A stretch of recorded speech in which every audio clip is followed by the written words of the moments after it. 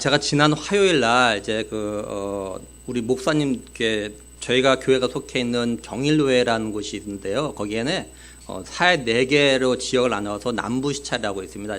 우리 교회가 제가 속한 데가 남부시찰인데 이제 목사님들끼리 야유회를 갔다 왔어요. 어딜 갔냐면 서울 한양 도성이라는 곳을 갔다가 도는 그런 야유회를 가졌습니다. 동대문에서 출발해가지고 이제 낙산을 거쳐가지고 이제 청와대 쪽에 백악산 쪽, 청와대 대통령이 기자들하고 등산한 데가 그 백악산이에요. 백악산 꼭대기. 거기 갔다가 거기가 김신조, 나이 드시면 아시겠지만 김신조가 이게 넘어왔던 그쪽입니다. 그래서 지금 거기가 개방돼 가지고 되어 있어요. 그래서 도성인데 사대문과 사소문을 해가지고 8개 성문을 이렇게 도는 그런 코스입니다. 그래서 동대문에 가면요, 이제 서울 한양 도성을 갔다가 돌면서 스탬프를 찍는 그런 투어를 할 수 있도록 이렇게 되어져 있어요. 제주 올레길 가면은 이렇게 코스마다 도장 찍듯이 그 코스는 도장 찍는 게 다 준비되어 있어요. 이렇게 4군데를. 그래서 거기 목사님들하고 같이 이게 다 돌지는 않았지만 돌다 왔는데. 목사님들과 같이 이곳을 가면서 정말 놀랐어요. 야, 서울에 이런 곳이 있다는 걸 처음 알았어요, 제가. 서울에 이런 곳이 있다는 걸. 저만 놀란 것이 아니라 같이 갔던 목사님 다 놀랐어요, 다 놀랐어요. 한 분만 빼놓고. 이미 갔다 오신 한 분만 빼놓고 나머지 다 놀랐어요. 너무 좋은 거예요. 그래서 제가, 그랬어요, 목사님들에게. 우리 교회 성도들하고 한번 같이 여기 다시 한번 와야겠다고 꼭. 정말 너무 좋았기 때문에 우리 성도들과 함께 이 좋은 경치와 즐거움 갖다 같이 나누고 싶은 그런 마음이 저에게 있었습니다. 꼭 갈 겁니다, 제가. 가실 수 있으면 제가 갈 겁니다, 정말. 정말 좋아요. 오늘 이 예배 자리에 초청받아서 오신 분들 가운데 이 자리가 이렇게 불편하신 분도 있을 거예요. 또 즐거운 마음으로 나왔다기보다는 오늘 교회에서 새생명 초청 주일로 하니까 한 번만 나와달라고 간곡한 부탁에 의해서 어쩔 수 없이 나온 분도 계실지 모르겠습니다. 또 어쩌면 우리 성도들이나 청년들 가운데도 또 어쩔 수 없이 나와서 앉아 계신 분도 계신지 모르겠어요. 기본적으로 이런 분들이 좀 기억해 주시면 좋을 게 있는데 뭐냐면 마치 제가요 서울 한양 도성을 돌면서 가졌던 마음, 다시 말해서 이렇게 좋은 걸 우리 성도들과 함께 보고 싶다는 그 마음으로 여러분들 갖다가 이 예배 자리에 초대했다라는 겁니다. 아마 여러분들도 자신이 가봤던 어떤 경치 좋은 곳 이런 곳이 있다면 여러분들이 사랑하거나 좋아하는 사람이 생각나서 그 사람들과 같이 한번 다시 가고 싶다 이런 마음이 아마 들 거예요. 그죠? 또 어디서 맛있는 걸 먹었으면 내가 사랑하고 좋아하는 사람과 다시 한번 이곳에 오고 싶은 그런 마음이 들어요. 왜 그런 겁니까? 내가 사랑하고 좋아하는 사람도 내가 경험한 기쁨과 즐거움 갖다가 같이 경험하도록 해주고 싶은 그런 마음 때문이죠. 그러니까 여러분들을 초대하신 분들이 이런 마음으로 여러분들과 함께 하나님의 사랑과 구원의 은혜의 기쁨을 갖다가 나누고 싶어서 여러분들 초대한 겁니다. 다시 말해서 하나님께서 베푸신 그런 구원의 은혜의 기쁨을 혼자만 누리며 살아가는 것이 아까워서 같이 누리고 싶은 그런 마음에서 그렇게 하신 거예요. 그러면 함께 누리고 싶은 게 뭘까요? 그건요, 하나님께서 우리를 위해서 베푸신 하나님의 사랑 그리고 구원의 기쁨이에요. 이 기쁨은 세상에서 얻을 수 있는 것하고는 차원이 다른 겁니다. 그리고 이건요, 세상에서 얻을 수 있는 것이 아니에요. 오직 교회를 통해서, 다시 말해서 예수님을 통해서만이 얻을 수 있는 이 구원의 기쁨이에요. 그러면 이 구원의 기쁨이 어떻게 우리에게 주어진 걸까요? 제가 먼저 좀 물어볼게요. 여러분들은 세상에 신이 있다고 믿으십니까? 아니면 이 세상에 신은 없다고 믿으십니까? 좀 유식하게 물어봐서. 여러분들은 무신론자입니까? 유신론자입니까? 이 질문은 오늘 처음 한두 번 나오신 분들, 다시 말해서 오늘 초대받아서 나오신 분들에게만 묻는 질문이 아닙니다. 오늘 이 예배 자리에 있는 모든 분들에게 제가 묻는 질문이에요. 여러분들 마음으로 한번 대답해 보세요. 나는 무신론자인가? 유신론자인가? 자신은 무신론자, 다시 말해서 세상에 신이 없다고 생각하고 이걸 믿는 사람들이 있지요. 그렇죠? 자신은 신 같은 건 믿지 않는다 이렇게 말들 해요. 근데 사실 이런 무신론자들도 나름대로의 믿음을 가지고 있는 겁니다. 어떤 믿음이냐면 세상에 신은 존재하지 않는다라는 그런 믿음을 가지고 있는 거예요. 그러니까 이 세상에 신이 있다고 하는 유신론자들이나 신이 없다고 하는 무신론자들이나 모두 나름의 믿음을 갖다 가지고 있는 겁니다. 중요한 건 뭐냐? 어떤 믿음이 진실이고 또 어떤 믿음이 우리를 살리느냐, 우리에게 진정한 유익을 주냐라는 거예요.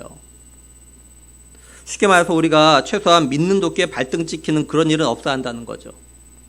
지금까지 무신론을 믿었는데 나중에 신이 있다는 게 밝혀지면 자신이 믿는 도끼에 발등 찍힌 그런 결과가 되잖아요. 그럼 너무 속상하잖아요. 이제 여기서 한 걸음 더 나아가서 그럼 우리 기독교가 말하는 하나님이 계실까요? 안 계실까요? 이거 말을 좀 바꿔서 오늘 우리가 함께 읽은 창세기 1장 1절의 말씀처럼 태초에 하나님이 천지를 창조하신 게 사실일까요? 아닐까요? 먼저 무신론의 입장에서 그리고 하나님이 천지를 창조하지 않았다고 하는 입장에서 한번 좀 생각을 해보려고 합니다.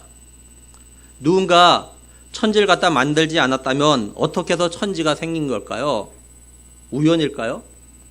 무신론자들은 천지 만물이 생긴 게 우연이라고들 생각을 합니다. 저는 오늘 이 자리에 나오신 모든 분들이 똑똑하고 현명하고 굉장히 이성적인 분이라고 저는 생각을 합니다. 그렇다면 한번 생각을 해보세요. 예를 들면 이 세상에 존재하는 꽃들을 한번 여러분 생각해 보세요. 우리 교회 마당 앞에도 꽃들이 여러 꽃이 심겨져 있는 걸 여러분 보셨을 겁니다. 꽃들의 모양이나 생김새, 색깔이 정말 다양하지 않습니까? 그죠? 또 꽃들이 보면 봄에 피는 꽃도 있고 가을에 피는 꽃도 있고 어떤 거는 뭐 겨울에 피는 꽃도 있죠. 그리고 3월에, 4월에, 5월에 뭐 이렇게 또 계절마다 월마다 또 다르게 피는 꽃들도 있어요. 그죠? 그러면 이렇게 모양도 다르고 색깔도 다르고 또한 피는 계절도 다르고 피는 월도 다른 이게 이렇게 피는 게 그죠? 우연일까요? 우연히 다음해 봄에, 다음해 가을에 또는 다음해 겨울에 또는 다음해 3월에, 4월에, 5월에 이게 그렇게 피는 걸까요? 우연히? 그리고 바닷가에 사는 물고기 종류가 얼마나 될까요? 제가 설교를 준비하면서 이렇게 돔 종류를 갖다 인터넷에서 검색해 봤어요. 돔. 그랬더니 어느 카페에서요. 수산업을 하는 사람이 돔의 종류에 대해서 이렇게 답을 해놨더라고요. 먼저 돔의 종류에는 참돔, 흑돔, 뱅에돔, 후추돔, 백미돔, 딱돔, 독돔, 돛돔, 북돔, 다금바리, 금생풍이, 구문쟁이, 옥돔, 꽃돔, 자리돔, 돌돔, 혹돔, 갓돔, 쇳돔, 노랑돔, 줄돔, 범돔 등등이 있습니다. 위 돔들은 식용을 기준으로 먹지 않는 돔은 제외했습니다. 이렇게 되어져 있더라고요. 저는 돔 종류가 이렇게 많은지 몰랐습니다. 감사합니다. 이렇게 많은지 몰랐어요. 저는 돔 종류를 갖다 구분하지 못합니다. 근데 이렇게 돔 하나에도 종류가 많이 있더라고요. 이렇게 이름이 다양한 건 뭐겠습니까? 돔이지만 뭔가 다른 특징이 있다라는 거겠죠. 그죠? 이처럼 돔 하나만 봐도 이런데 이 세상에 존재하는 게 모든 게 우연이 되어진 걸까요? 그리고 요즘 반려견이라고 하는 강아지들의 종류들이 또 얼마나 많습니까? 강아지 종류들이 그렇게 우연히 그렇게 많이 생긴 걸까요? 그리고 우리 사람들에 있는 지문이 있는데 이게 지문이 같을 확률이 100억 분의 1이라고 합니다. 이게 우연일까요? 그리고 해와 달과 별이 뜨는 시간과 때가 규칙적으로 일정하게 되어지는 게 이게 우연히 그렇게 되는 걸까요? 그리고 우리의 사람의 조상이 유인원이라고도 이야기하는데 이걸 100번 양보해서 그럼 유인원은 어떻게 생긴 걸까요? 이것도 우연히 생긴 걸까요? 이처럼 우리 사람들을 포함해서 이 세상 천지 만물이 우연히 생겼다고 믿는 게 더 합리적이고 이성적일까요? 아니면 누군가 이 모든 걸 만든 존재, 다시 말해서 창조주가 있다고 믿는 게 더 합리적이고 더 이성적인 걸까요? 다시 말해서 조물주가 피조물 갖다 만들었다고 믿는 게 더 타당할까요? 아니면 그냥 우연히 생긴 거라고 믿는 게 더 타당한 걸까요? 정말 이성적이고 합리적이고 타당한 건 누군가 만든 존재가 있다고 생각하고 믿는 것이 아닐까요? 그죠? 그렇다면 다른 말로 여러분들의 부모님이 여러분들을 낳은 거에 대해서 야, 내가 너를 실수로 해서 너를 우연히 낳은 거야 이렇게 말하는 게 좋습니까? 아니면 내가 너를 낳으려고 계획해서 낳은 거야 이게 좋습니까? 어느 것이 여러분 마음에 더 듭니까? 근데 누군가가 이 세상의 천지 만물을 만들었다는 게 성경에만 나와요. 그분이 누구냐면 바로 하나님이에요. 하나님께서 천지 만물을 갖다 만드셨습니다. 하나님께서 천지를 갖다 6일 동안 만드셨어요. 첫째 날에는 빛과 어둠을 만드셨고, 둘째 날에는 하늘을 만드셨습니다. 그 셋째 날에는 땅과 바다를 만드셨고요. 그리고 땅에서 자라는 식물들을 갖다 만드셨어요. 어떻게 하셨느냐? 창세기 1장 11절 12절 보면요. 하나님이 이르시되 땅은 풀과 씨 맺는 채소와 각기 종류대로 씨 가진 열매 맺는 나무를 내라 하시니 그대로 되어 땅이 풀과 각기 종류대로 씨 맺는 채소와 각기 종류대로 씨 가진 열매 맺는 나무를 내니 하나님이 보시기에 좋았더라 이렇게 말씀을 해요. 그러니까 창조주가 되신 하나님께서 땅을 만드시고 땅에서 자랄 수 있는 채소나 또는 열매, 나무, 풀 등을 갖다 만드셨는데 각기 종류대로 만드셨다 이렇게 말해요. 각기 종류대로. 그래서 이 세상에 채소나 풀이나 꽃, 나무들이 여러 종류가 있는 거예요. 아주 다양하게. 종류대로 만들었으니까. 나무 하나, 채소 하나 이거 만든 거죠. 종류대로. 그리고 넷째 날에는 하늘에 있는 별과 달과 해를 갖다가 만드셨어요. 그래서 해와 달과 별을 통해서 낮과 밤을 갖다 나누셨죠. 그래서 큰 광명체인 해를 통해서는 낮을 주관하게 하시고 작은 광명체인 달을 통해서는 밤을 주관하게 하셨어요. 그리고 밤에 별이 뜨게 하셨고요. 그리고 다섯째 날에는 물과 바다에 있는 생물들 그리고 하늘에 살아가는 새들을 만드셨어요. 어떻게 만드셨느냐? 21절 22절 보면은 하나님이 큰 바다 짐승들과 물에서 번성하여 움직이는 모든 생물을 그 종류대로 날개 있는 모든 새를 그 종류대로 창조하시니 하나님이 보시기에 좋았더라. 하나님이 그들에게 복을 주시며 이르시되 생육하고 번성하여 여러 바다에 충만하라. 새들도 땅에 번성하라 하시니라 이렇게 말씀을 해요. 그래서 바다에 사는 물고기 종류가 그렇게 많은 거고요. 하늘에 사는 새 종류가 셀 수 없이 많은 겁니다.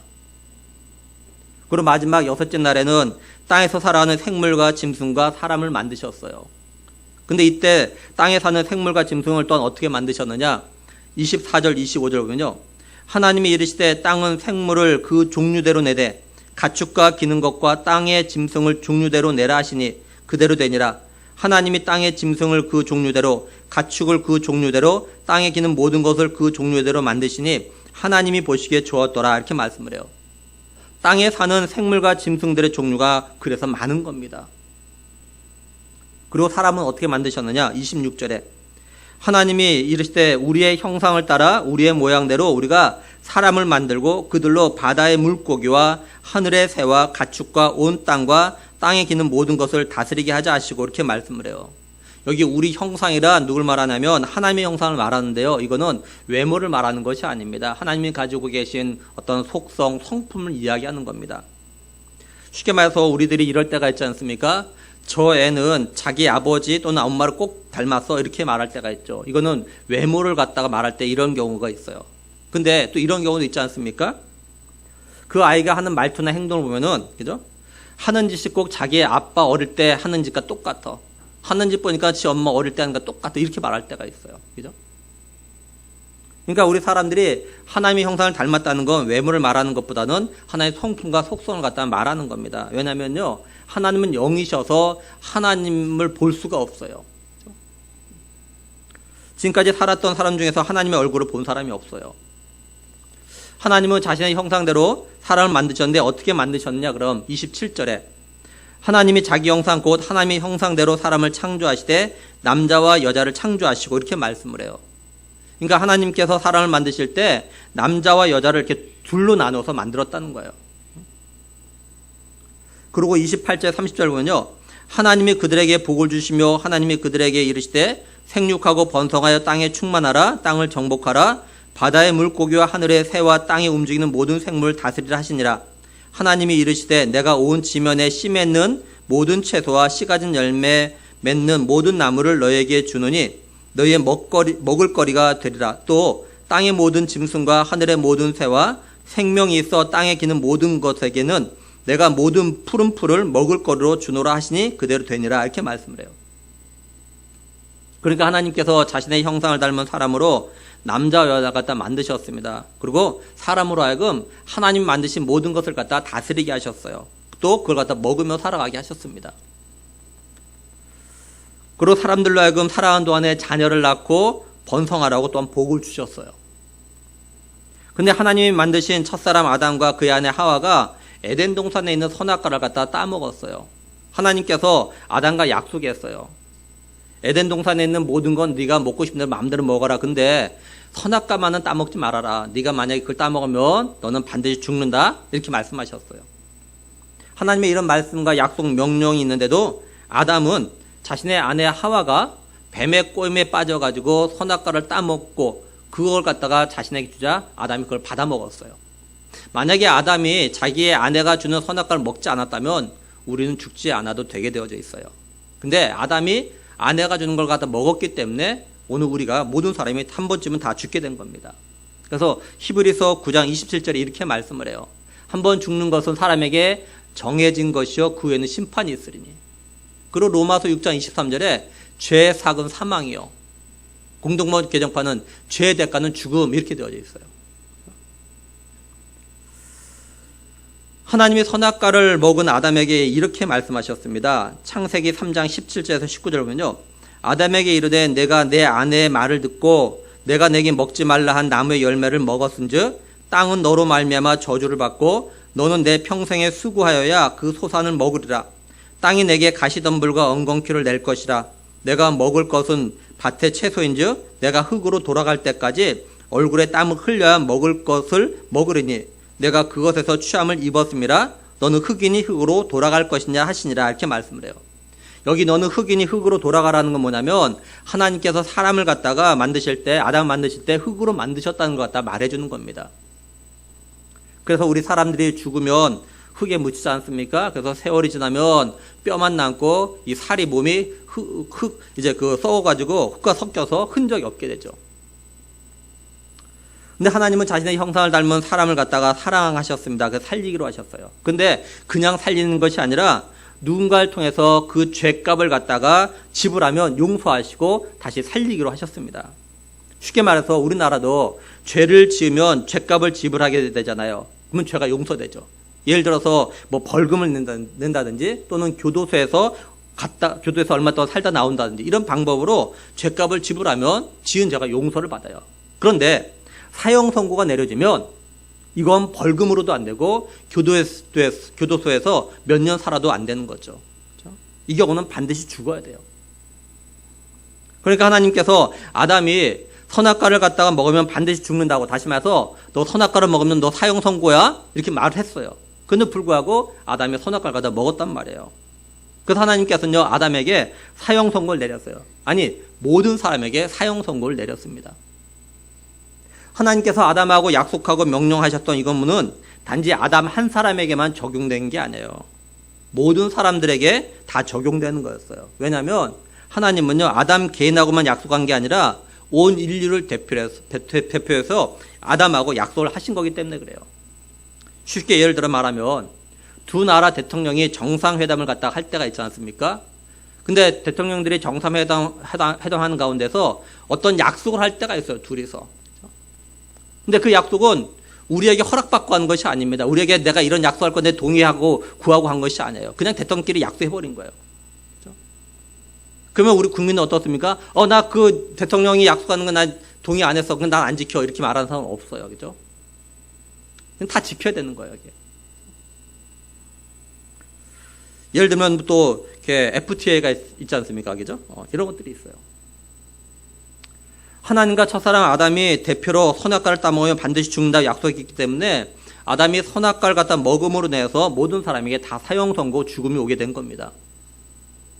근데 하나님은 사람을 사랑하셔서 살리실 갖다 계획을 세우셨어요. 하나님이 사람을 갖다 얼마나 사랑하셨냐? 요한복음 3장 16절에 이렇게 말씀을 해요. 하나님이 세상을 이처럼 사랑하사 독생자를 주셨으니. 하나님이 우리 어떻게 사랑하셨냐? 자신의 독생자를 주실 만큼. 저기 세상은 우리 사람들을 갖다 이야기하는 겁니다. 그렇죠? 자신의 독생자를 갖다 주실 만큼 우리 사람들을 갖다 사랑하셨어요. 하나님은 그 구원의 계획을 갖다가 어떻게 말씀하셨냐? 창세기 3장 15절 보면요. 내가 너로 여자와 원수가 되게 하고 내 후손도 여자의 후손과 원수가 되게 하리니 여자의 후손은 내 머리를 상하게 할 것이요 너는 그의 발꿈치를 상하게 할 것이니라 하시고 이렇게 말씀을 해요. 여기 너는 뱀을 말합니다. 뱀. 뱀이 아담의 아내인 여자 하와를 갖다가 꼬셔가지고 선악과를 갖다 따먹게 만들었어요. 그래서 하나님께서 뱀을 저주하시면서 이런 말씀을 갖다 하신 겁니다. 뱀이 꼬셔서 여자가 선악과를 갖다 따먹게 되고 죽게 되니까 얼마나 속상하고 화가 나겠어요. 그래서 뱀과 여자가 원수 관계가 돼요. 뿐만 아니라 뱀의 후손과 여자의 후손도 원수 관계가 되게 하시겠다고 하셔요. 사실 우리 사람들도요. 부모 세대의 원수 관계가 자녀 세대에도 원수 관계가 되는 그런 경우들이 있잖아요. 근데 중요한 거는 여자의 후손이 뱀의 머리를 갖다가 상하게 하도록 하고 뱀은 여자의 후손의 발꿈치를 상하게 할 거라고 하신다는 거예요. 여자의 후손이 뱀의 머리를 갖다가 상하게 한다는 건 뭐냐면 한마디로 여자의 후손이 뱀을 갖다 완전히 제거한다는 말이에요. 쉽게 말해서 머리가 밟히면 죽지 않습니까? 머리 짓밟으면은, 그죠? 반면에 뱀이 여자 후손의 발꿈치를 상하게 한다는 것은 상처를 입어도 그게 생명에는 지장을 갖다 주지 않는다는 거예요. 결국 여자의 후손이 뱀을 완전히 이기게 될 거라는 거죠. 여기 여자의 후손이란 말은 어떤 뜻이냐면 하나님의 사람을 갖다가 구원하기 위해서 보내실 구원자 메시아가 사람의 몸으로 오실 걸 갖다가 말해주는 겁니다. 이 사람이 누구냐면 바로 예수님이에요. 마태복음 1장 18절에 보면요. 예수 그리스도의 나심은 이러하니라. 그의 어머니 마리아가 요셉과 약혼하고 동거하기 전에 성령으로 잉태된 것이 나타났더니 이렇게 말씀을 해요. 예수님이 마리아를 통해서 태어나게 된 건 우리 사람들이 태어나듯이 태어나는 것이 아니라 성령으로 잉태되어졌어요. 이 예수님이 누구냐? 빌립보서 2장 6절에 보면요. 그는 근본 하나님의 본체시나 이렇게 말씀을 해요. 한마디로 하나님이시라는 거예요. 그래서 예수님을 갖다가 뭐라고 하냐면 신약적인 용어로 성자 하나님 이렇게 이야기합니다. 우리가 성자 하나님. 이처럼 하나님의 아들이신 예수님이 성령으로 잉태되어졌던 이유가 있어요. 마태복음 1장 21절에 보면요. 아들을 낳으리니 이름을 예수라 하라. 이는 그가 자기 백성을 그들의 죄에서 구원할 자심이라 하니라 이렇게 말씀을 해요. 아담이 선악과를 갖다 먹음으로 해서 하나님께 죄를 지어서 모든 사람이 죄로 죽어야 돼요. 그러니까 죄로 죽어야 하는 사람을 살려면은 죄가 없는 사람이 필요한 겁니다. 쉽게 말하면 죄를 지어서 사형 선고를 갖다 받은 사람이 있어요. 근데 자신이 사랑하는 아들과 딸도 죄를 지어가지고 사형 선고를 받은 걸 봅니다. 그 안타깝다고 사랑한다고 내가 그 아들과 그 딸을 대신해서 사형 선고 받겠다, 죽겠다 이렇게 말할 수가 없어요. 왜 그렇습니까? 자신도 이미 사형 선고를 받았기 때문에 그래요. 그러니까 자신도 자기의 죄로 인해서 사형 선고를 받았기 때문에 자기가 죽어야 되니까 아무리 내가 사랑하는 아들과 딸이어도 대신 죽어줄 수가 없는 거예요. 아담처럼 태어난 사람들은요, 모두 다 자기 죄로 인해서 죽어야 하기 때문에 사람을 살려면은 일반 사람들처럼 태어나면 안 되는 겁니다. 그래서 하나님의 아들이신 예수님은요, 성령으로 잉태하셔야만 했던 거예요. 죄가 없는 몸으로 태어나셔야만 했던 겁니다. 그리고 뱀이 여자의 후손의 발꿈치를 상하게 한다는 것은 하나님이 보내실 사람의 몸을 입고 오실 구원자가 다시 말해서 예수님이 고난을 당하실 걸 갖다가 말해주는 거예요. 이 뱀은 요한계시록 12장 9절에 보면요. 큰 용이 내쫓기니 옛뱀 곧 마귀라고도 하고 사탄이라고도 하며 온 천하를 꾀하는 자라 이렇게 말씀을 해요. 그러니까 이 뱀은요. 마귀 사탄인 겁니다. 이 뱀 그러니까 마귀 사탄이 어떻게 여자의 후손으로 오신 예수님의 발꿈치를 갖다가 상하게 하냐. 다시 말해서 예수님을 갖다 십자가에서 고난당하게 하냐면 바로 예수님의 제자를 통해서 그래요. 사람을 통해서. 누가복음 22장 3절 4절 보면요. 12 중에 하나인 가룟인이라 부르는 유다에게 사탄이 들어가니 이에 유다가 대제사장들과 성전 경비대장들에게 가서 예수를 넘겨줄 방도를 의논하며 이렇게 말씀을 해요. 그래서 예수님은 십자가에서 고난을 당하게 되시는 거예요.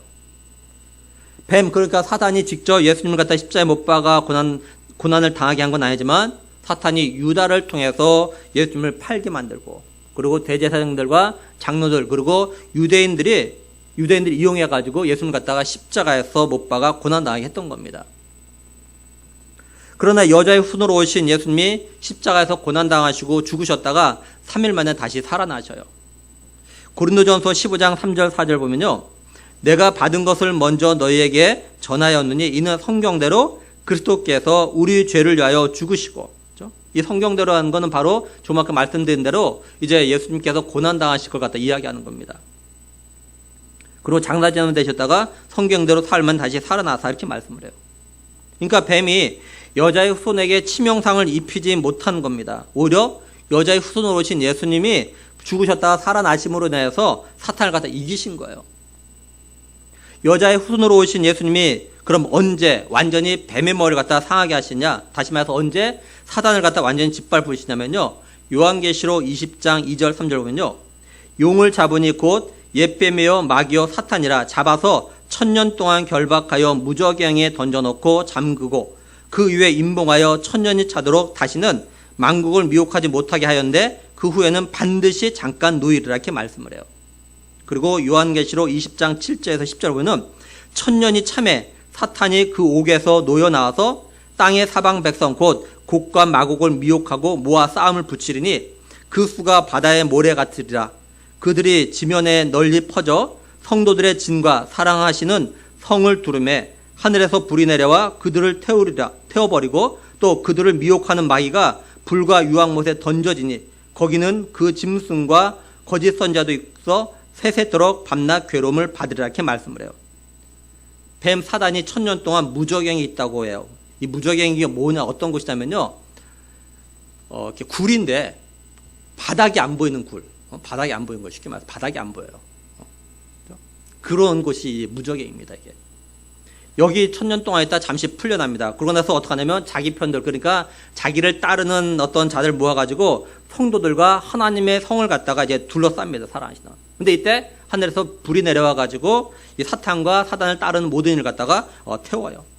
그리고 불과 유황 못에 던져져가지고 이들이 세세토록 다시 말해 영원토록 이제 밤낮 고통을 당하게 된다라는 거예요. 이런 일이 십자가에서 고난당하시고 죽으셨다가 부활하신 예수님이 하나님 나라로 가셨다가 다시 이 땅에 오신 날에 이런 일이 벌어진다는 거죠. 다시 말해서 여자의 후손으로 오신 구원자 되신 하나님의 아들 예수님이 재림하신 날 사단의 머리가 완전히 상해지고 또한 사단을 따르던 자들 다시 말해서 예수님을 안 믿는 사람들 또한 사람들도요 모두 불과 유황못에 거기에 던져져 가지고 영원토록 밤낮 고통을 갖다 당하게 된다는 겁니다. 그러면 여자의 후손으로 오신 구원자 되신 예수님이 이제 하나님 나라로 가셨다가 이 땅에 다시 언제 오실까요? 성경의 마지막 장인 요한계시록 22장 7절에 이렇게 말씀을 해요.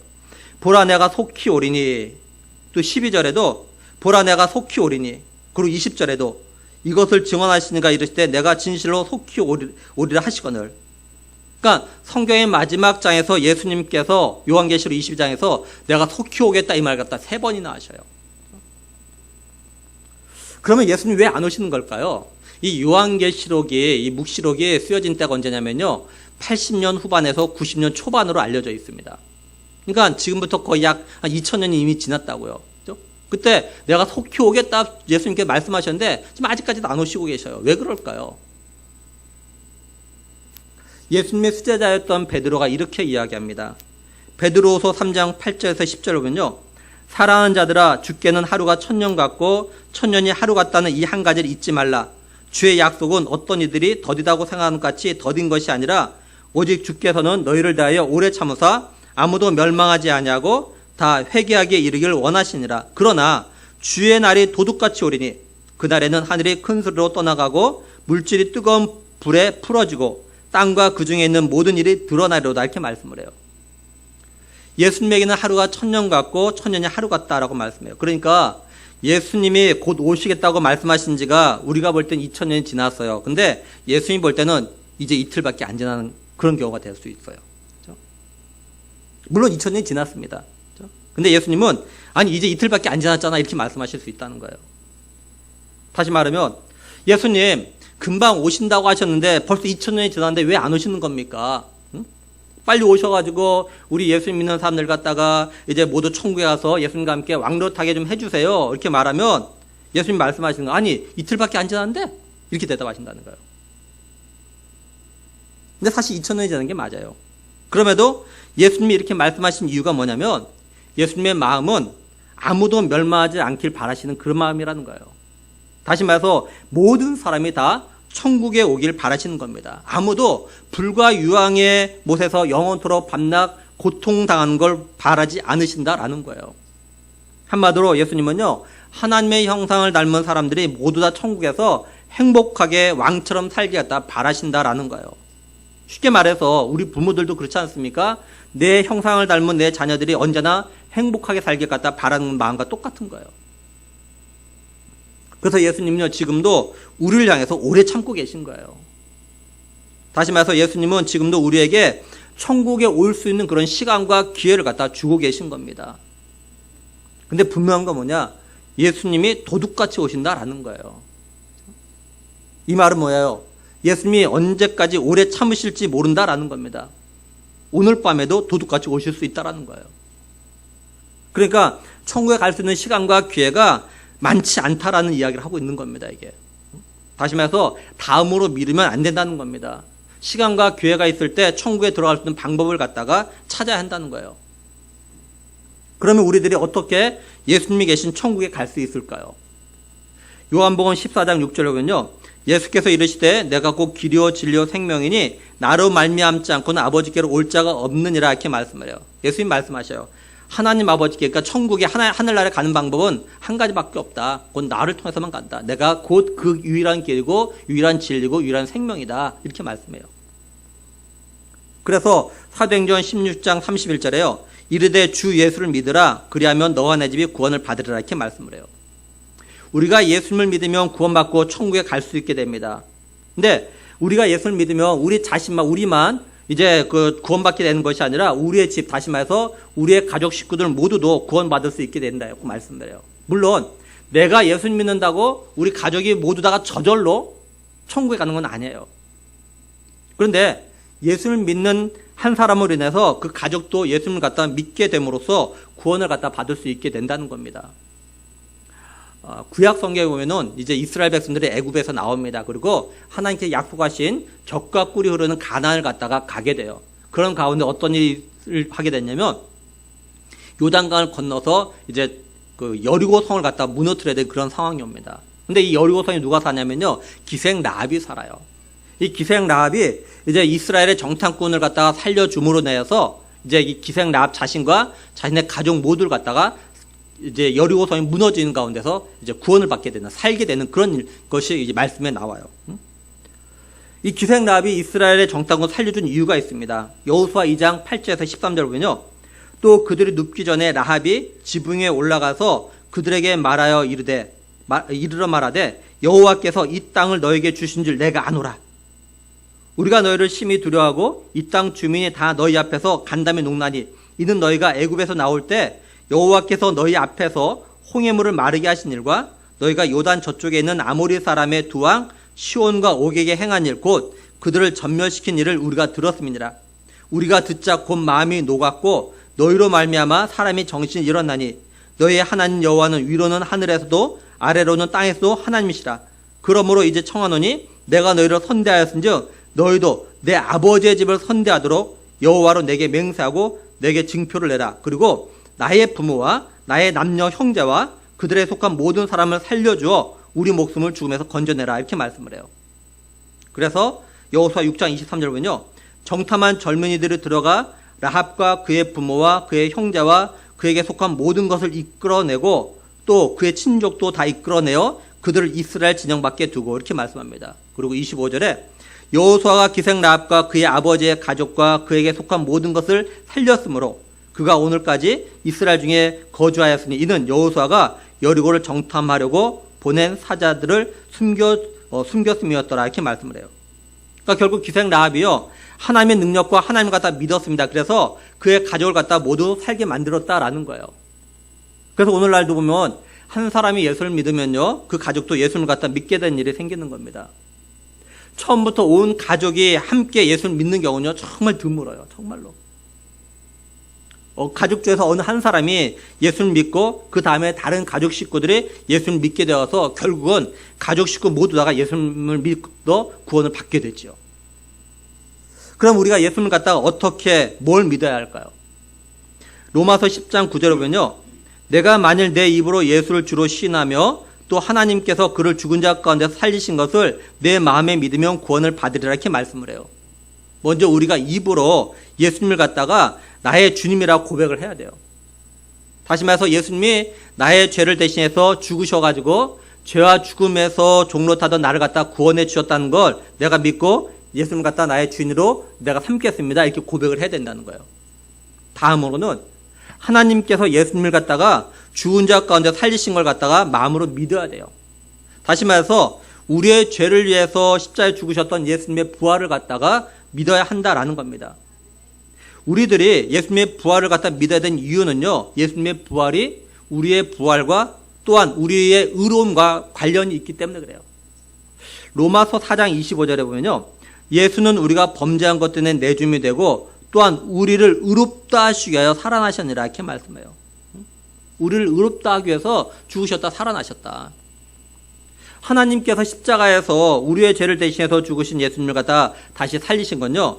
예수님께서 아담이 지은 죄로 인해서 죄의 싹이 죽음인 이 죽음의 이 죄값을 갖다가 이제 다 지불해 가지고 우리의 죄가 없어졌다는 걸 갖다 말해주는 겁니다.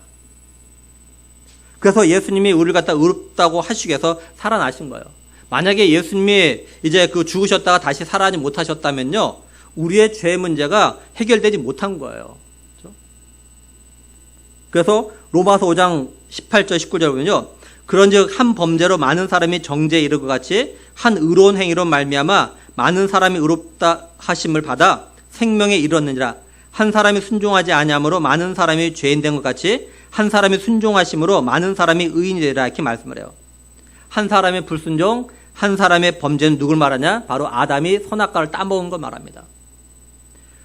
아담 한 사람이 인류를 대표해서 약속하고 그 약속을 갖다가 어겼기에 모든 사람이 다 죄인 되었고 그리고 그 죄의 대가로 죽음을 갖다가 맞이하게 된 거예요.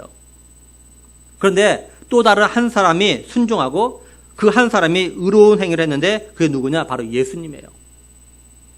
하나님의 아들이시고 죄가 없으신 예수님이 우리 사람들 대표해서 십자가에서 죄값을 갖다 지불하셨기 때문에 모든 사람이 의롭다움을 갖다 받게 된 겁니다. 이걸 갖다가 대표성 원리라고도 말을 합니다. 그래서 우리가 하나님께서 예수님을 갖다가 죽음에서 살리신 걸 믿는 게 굉장히 중요한 거예요. 고린도전서 15장 20절에서 22절 보면요. 그러나 이제 그리스도께서 죽은 자 가운데서 다시 살아나사 잠자는 자들의 첫 열매가 되셨도다. 사망이 한 사람으로 말미암았으니 죽은 자의 부활도 한 사람으로 말미암노다. 아담 안에서 모든 사람이 죽음같이 그리스도 안에서 모든 사람이 삶을 얻으리라 이렇게 말씀을 해요. 사람의 몸을 입으신 예수님이 죽었다가 다시 살아나심으로 부활의 첫 열매가 되셨기 때문에요. 이제 그 후로 우리들이 죽어도 다시 살아날 수 있게 되었다라는 겁니다. 쉽게 예를 들어 말하면 옛날에요. 이렇게 암에 걸리면 다 죽었죠. 그죠? 근데 의사들이 이제 연구해가지고 암에 걸려도 살 수 있는 길이 열렸어요. 누군가 암에 걸렸는데 이제 수술과 또한 항암치료를 받아서 처음으로 치료받아 나은 사람이 분명히 있었을 겁니다. 그렇죠? 그 소식이 알려졌을 때 암에 걸린 사람들 어떤 생각이 갑니까? 야, 이제 나도 살 길이 생겼구나. 그렇죠? 그렇게 생각해 왔잖아요. 그렇죠? 그래서 이제는 암에 걸려도 살 수 있다는 희망을 가지고 있어요. 마찬가지예요. 예수님의 부활은요, 우리의 부활이라는 소망을 갖다 주셨던 겁니다. 그래서 우리 예수님 믿는 사람들은요, 죽어도 다시 산다는 부활의 소망을 가지고 살아가고 있는 거예요. 우리들이 예수님이 나의 구원자 되신다는 것과 하나님이 예수님을 갖다가 죽은 자 가운데서 살리신 걸 갖다 마음으로 믿으면 구원을 받아요. 근데 우리가 기억할 것이 있습니다. 그게 뭐냐면 예수님이 나를 위해서 죽으시고 부활하심으로 나의 구원자 주님이 되신다는 걸 마음으로 믿는 것으로 끝이 아니라라는 거예요. 우리가 이걸 믿으면 이제 믿음 생활을 갖다 해야 된다는 겁니다. 다시 말해서 하나님의 백성답게 하나님의 자녀답게 그리고 예수를 믿는 사람답게 생활을 해야 하는 거예요. 우리가 이런 삶을 살려면요. 하나님 말씀을 들어야 됩니다. 그렇죠? 아주 쉽게 말해서 우리 부모들이 아기를 갖다 낳은 것으로 끝나는 겁니까? 아니잖아요. 그렇죠? 내가 널 낳았으니까 이제 네가 알아서 살아가? 이렇게 하지 않잖아요. 그 아이가 잘할 수 있도록, 그죠? 혼자 스스로 뭔가 할 수 있을 때까지 부모들이 먹이고 입히고 돕지 않습니까? 그죠? 마찬가지예요. 우리가 이제 예수 믿어서 새 사람으로 태어났어요.